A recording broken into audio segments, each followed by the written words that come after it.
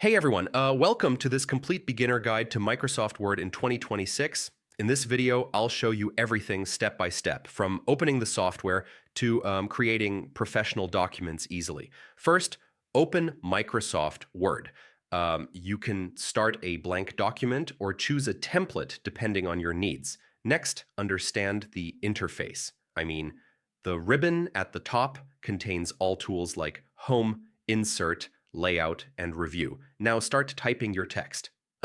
You can change font style, size, and formatting using the Home tab. After that, save your document using Save As. Choose a folder on your computer or cloud storage like OneDrive. Next, use the Insert tab.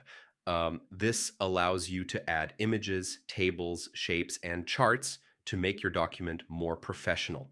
Now, adjust page layout settings. You can change margins, page size, and orientation for better formatting.